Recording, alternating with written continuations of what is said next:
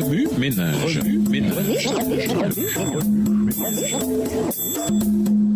Bienvenue dans votre émission. Remue ménage. Nous voilà au lundi 22 février. Témoigner pour Dieu avec assurance. Lisons Acte 4, le verset 13. Acte 4, verset 13. Lorsqu'ils virent l'assurance de Pierre et de Jean, ils furent étonnés, sachant que c'étaient des hommes du peuple sans instruction. Et ils les reconnurent pour avoir été avec Jésus.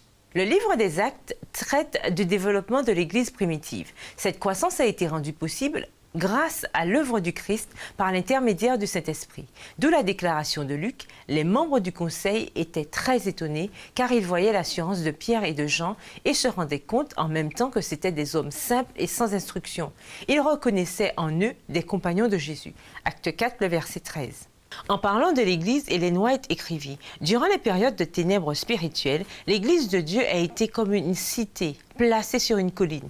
À travers les siècles, de génération en génération, les pures doctrines d'en haut se sont développées dans son sein. Quelque faible et imparfaite qu'elle puisse paraître, elle est néanmoins l'unique objet sur lequel Dieu jette, d'une manière toute spéciale, un suprême regard.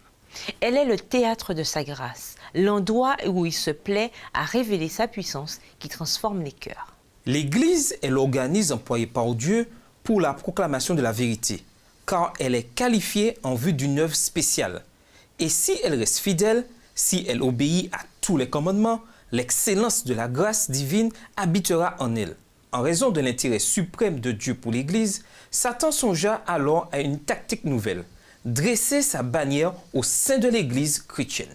Connaissant les intentions de Satan, Jésus dit à ses disciples d'attendre à Jérusalem la promesse du Père. Acte 1, le verset 4. Un chef vigilant et redoutable était à la tête des forces des ténèbres et les disciples du Christ ne pouvaient lutter pour le bien qu'avec l'aide de Dieu accordée par l'Esprit.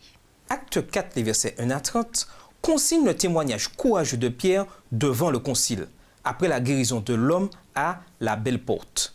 Comme le Christ envoya ses disciples, de même, il envoie aujourd'hui les membres de son Église. La puissance accordée aux apôtres est aussi à notre portée aujourd'hui. Remue-ménage, quel type de fidélité le Seigneur exige-t-il de nous lorsque nous sommes placés dans des circonstances difficiles? Obéissez-vous à Dieu plutôt qu'aux hommes lorsque vous faites face aux pressions sociales ou aux tentations personnelles? Pourquoi? Au revoir. Et à demain si Dieu veut. Remue ménage.